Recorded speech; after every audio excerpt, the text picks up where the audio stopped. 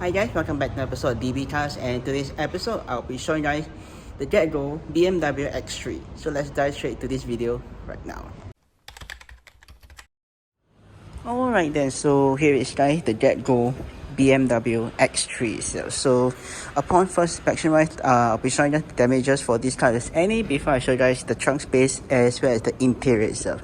Alright, so let me just start with the car itself. So basically, if you guys didn't know, I think that this vehicle is right here itself used to be from Tribe Car before it come over to GetGo itself.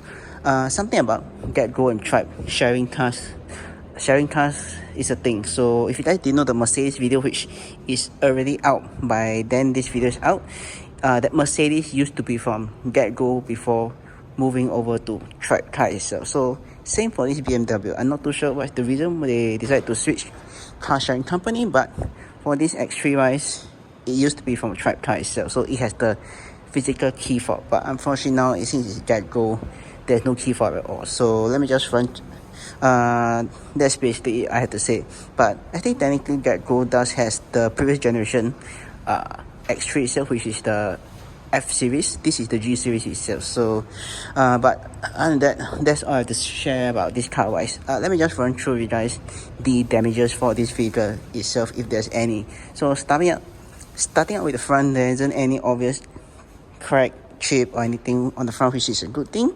So let's move on to the driver side first. So unfortunately, driver side is sustaining one more dent on the sides, which on the front it might not, okay, maybe some curve rash and also maybe the rim being very dirty, but that one more damage, which is really a pity, because I see this car, I think it's a great car itself, but unfortunately some people I think really can't drive. So yeah, if I were to do that angle, you can see that the damage is this lower part here itself. So I can imagine if this was an sedan wise, the damages would be slightly higher itself, but since this is an SUV, the damage is concentrated right down below here itself, as obviously from this side panel right here, you can see it's not aligned with it at all. So yeah, that's one unfortunate damage to this X3 itself. But unfortunately I can't show you guys the back, but let me just move back the front of the car right now.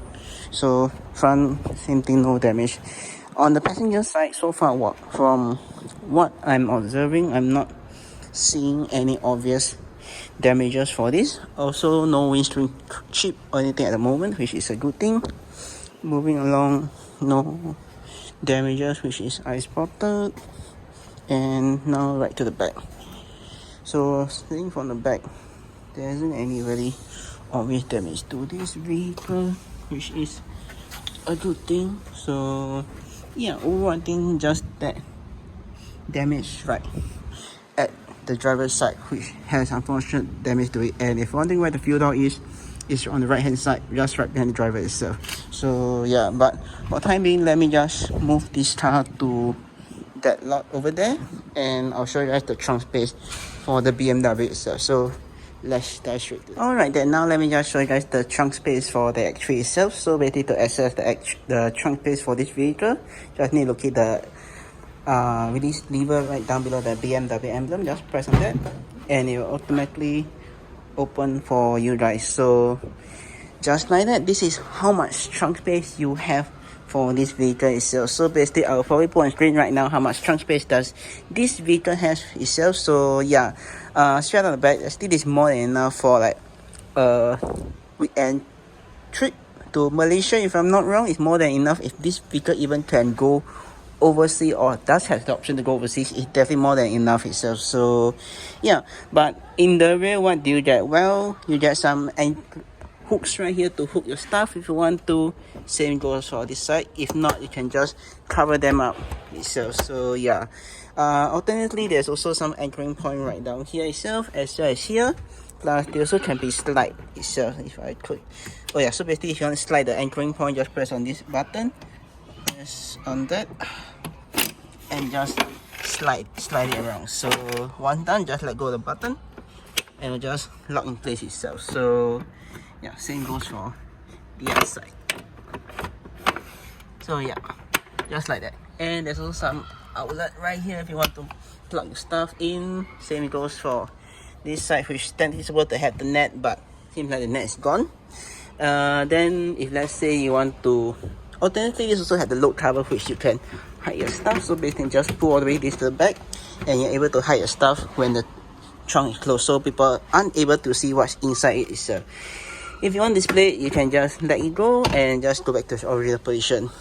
But let's say this trunk space is not enough, you could technically just fold down the rear seat by pulling this button. Just pull on that and the seat will drop down. Same goes for this side. So yeah, just drop down for you automatically itself, and just remove this partial shelf and you have even more space in this vehicle itself. But I don't think this has the option to pull up electronically, unlike like the Renault, which you could do that itself. So unfortunately this has to be the manual task of you lifting the seat back up. Oh my god, it's heavy. So yeah, also have the ISO fixing point if anyone want to put the child seat itself. So basically you can just slide on into the anchoring point right there itself. So yeah, now I just need to do it for the other side, so bear in mind with that. But once done, you can just press on this button and it will just close itself. So yeah, that's probably it itself. So I think that's probably it for the trunk space for this vehicle. So right now I'll be showing you guys the next part of the process, which is the rear seat itself. So getting the rear seat, one thing is, as you guys can see, the opening isn't the biggest like I think the next biggest variant for this is the X6, then the X7 itself. But X5 is still good enough. I think the rivals I can't remember what the main rivals are. I think one is the Q5, Audi Q5, but technically we don't have any continental SUV in car sharing fleet other than this itself. So yeah, but in the rear, this is how it looked like.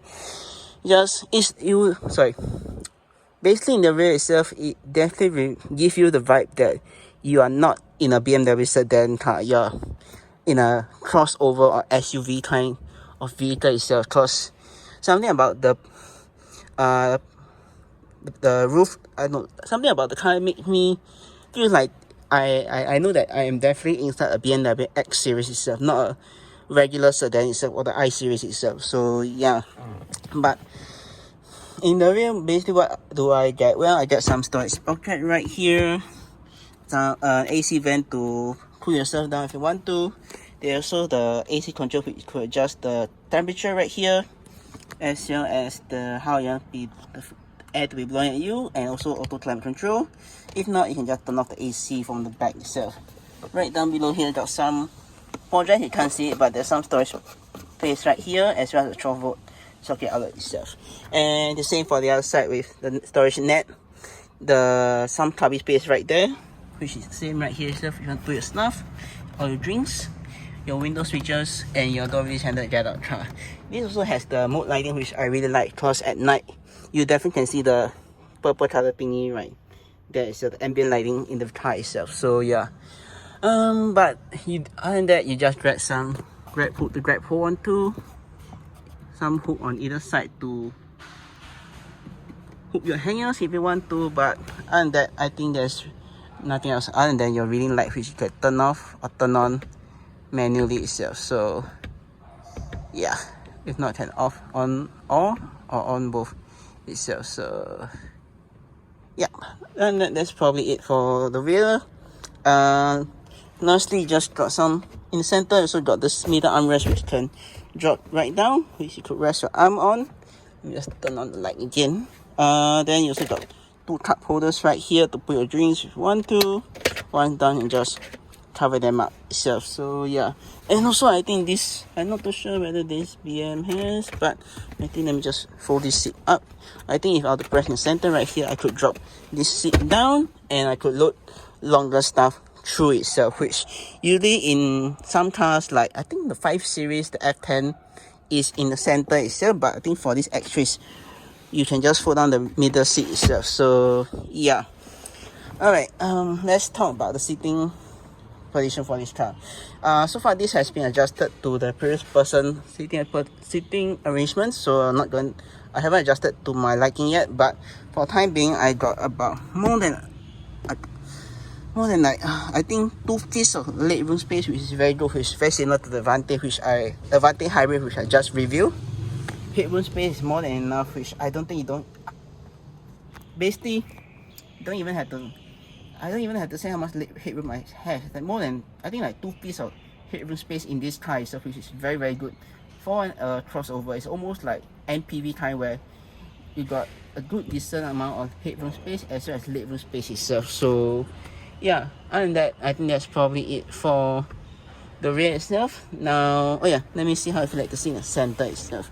Sitting in the center, one downside you do not get from some other vehicles is usually if you were to sit in some car, you get a lower sitting position on either side. But for this X3 itself, it's just flat all around. It's like you know that you're sitting on the same level as the people on the left and on the right itself. So no difference. Only difference is you got the transmission tunnel right here, which is quite good because it's not that high like the sedan wise, but you could technically put some stuff here if you want to itself lah. So this is how it looks like itself. So yeah, legroom wise still not too bad because this hasn't been adjusted to the drivers and front passenger preference, but I got a good amount of legroom space in this car itself. Headroom wise also not too bad. It's like the same for the people on my left and my right. So not too bad for the overall comfort wise for this car wise. So let's move on to the next part, which is the front of the car. So the front of the car, this is how it looks like for the vehicle itself. So right now I'll be showing you guys that. So let's just jump to that right now. So stepping right out the car. Overall, I think if you had to ask me which one do I prefer so far, to be honest, I don't really have an answer at this point. So far, until the combustion wise, my last favorite car I would say would have to be the Lexus. Lexus is so far not that bad either. So yeah, but anyways, let me just show you guys the front right now. Alright, right now we are at the front of the BMW X3 itself. So let me just start off with the storage space you do get for this vehicle itself. So right here we got one on the side. So typical BMW fashion, I always know that the glove box space is always not the most, because somehow I think BMW sucks. I don't know, something about they suck at doing glove box space, and usually the center console space is usually the best because they got the most amount of space itself. So yeah, I would highly suggest even put a lot of stuff, probably put in the center itself. But if you want to hide stuff, probably put at the glove box itself. So yeah, so that's one. So that's two of the three storage space that you can put your stuff in already. So moving on, next up you got the center itself. So in the center you got your two cup holders. You also got a cigarette thing right here if you do smoke, and as well as a wireless charging pad right here if I'm not wrong itself. If not, you can just plug in your USB type A cable right here itself, which I have at the time being. So yeah, moving down, let me just show you guys more of the function or buttons that this car comes with. So in the center, as you guys can see, you got the gear selector right here. You got your electronic parking brake, your auto brake hold, and your parking sensors, your cameras, which you can see on the screen later. I'll show you guys that. Let me just close the door. Yeah, basically you got that, and the hill descent assistance. So basically this will assist you in going down slope, very steep downhill slope itself. So yeah, and you got various driving mode right here, as well as your traction control button itself right here itself. And closer towards the passenger side, you got your BMW iDrive infotainment system, which basically control this thing right here itself.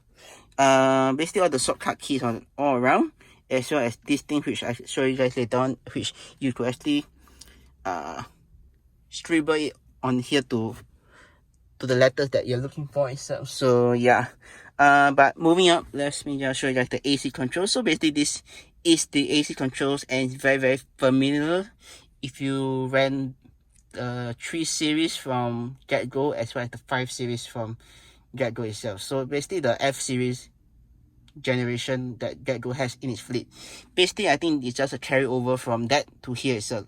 I'm sorry, but basically it's the same thing as what BMW is carrying over from the F series and F series over to the G series itself, which basically all these controls are quite familiar if you driven the 3 and 5 series stuff, which I already mentioned.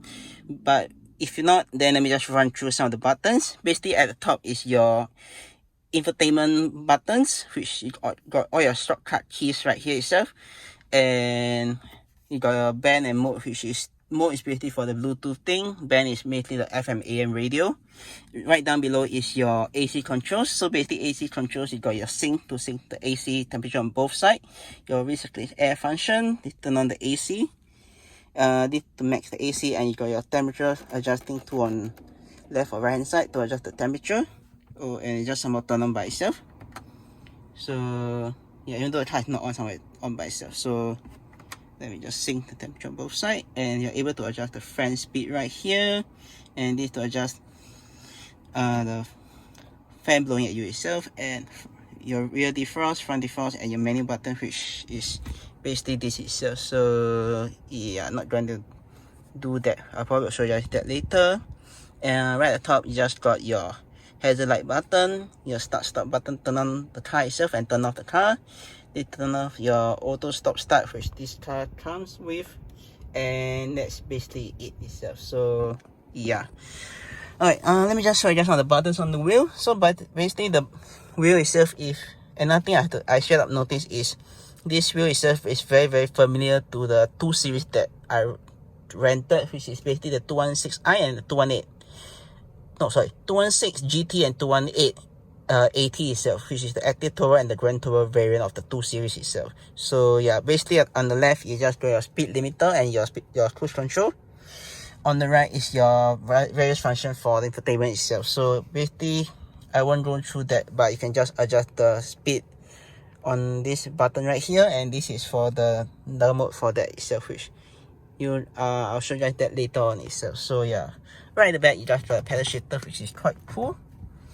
But yeah, that's basically it for the pedal shifter itself.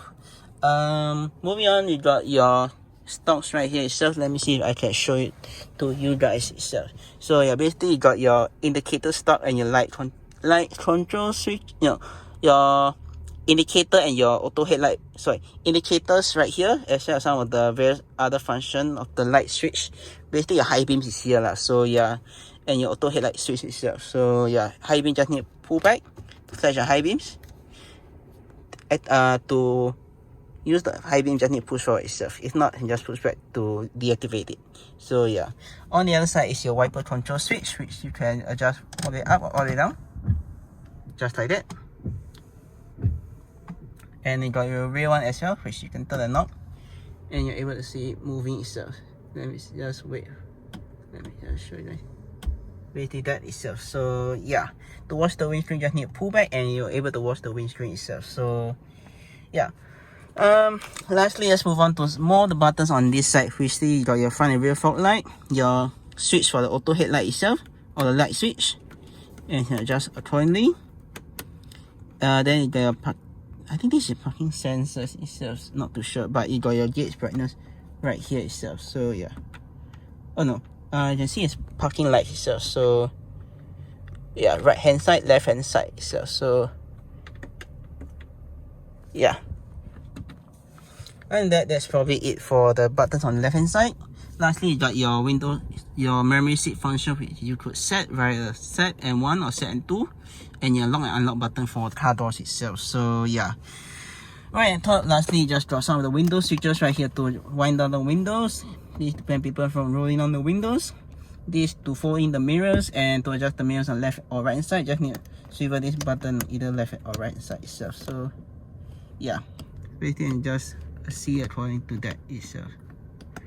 So yeah, and this for the trunk itself, which you could, this is the other way to open the trunk if anyone is wondering itself. So yeah, and then I think that's basically it for this car itself. Now let me just start up the car and show you guys the more of the gauge itself. So for on the brake and just start the car, When the car start, this is how it looks like with the digital gauge itself, which is quite cool. Based on the gauge itself, just got your speedo right here and your rev counter. Got your fuel gauge right here itself and the range to empty.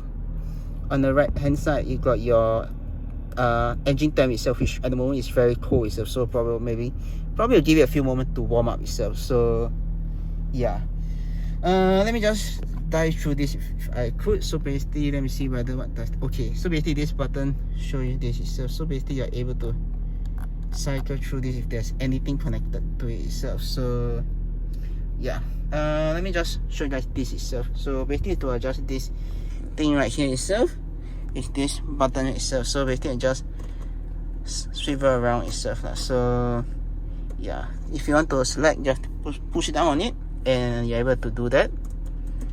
Vehicle setting, let's say you want to adjust thing, you can do that itself. So yeah, back, just pull back and you're able to do that itself. So yeah, that's basically it itself. So let me see what else can I show you. Let me just go to one of the media keys, navigation. Let's say on the script search something, I just press down, then I got an option of swiveling it to, let's say on search state, I can just swivel this to whatever alphabet I want.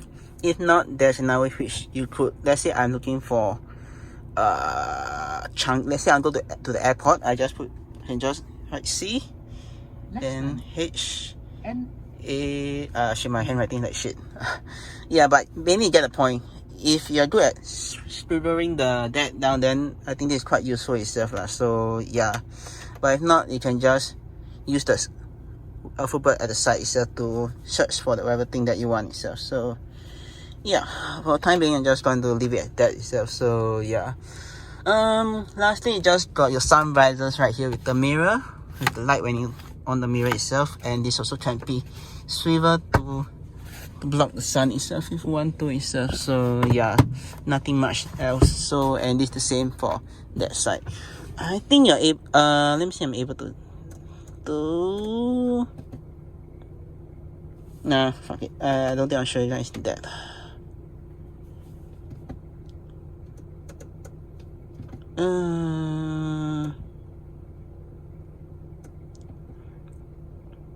Nah, I think no, I'll do this off camera, right? But I think that's probably lastly. Let me just show you guys how to adjust the steering wheel and the seat. To adjust the steering wheel, just need to locate this lever right down below here. Just pull on that and you're able to adjust the wheel itself. Once done, you can just lock it in. For the seat wise, basically you just got the seat button right at the side itself. Basically the side right here, which you could adjust the back, front, and that, and the angle of the seat itself. So yeah, lastly I think you got this, which is the seat bolster itself, which mainly are this thing right here, which you cut to adjust via this button itself. So yeah, and also you got the hook release button right down there, and I think this is a secret compartment to put your stuff, but for timing it's the actual car itself. So yeah, and also there's this thing right here which you could adjust for the driver via this lever right here. So just push that and you have the adjusted thing itself. So yeah, and that, I think that's basically it for this vehicle wise. So yeah, let me see what Sport does. Sport basically just go to that, normal and eco. So yeah, that's it itself. So yeah, and also show on this itself. So basically go to eco, there's individual or standard, then go to sport, there's that itself, sport plus or standard itself. So yeah, that's basically it for this video itself. So yeah, if you guys enjoyed the video itself, do click on the subscribe button down right below to see more videos like this, or click subscribe and click see my 2 other videos. And with that, I'll see you guys in my next video. Peace.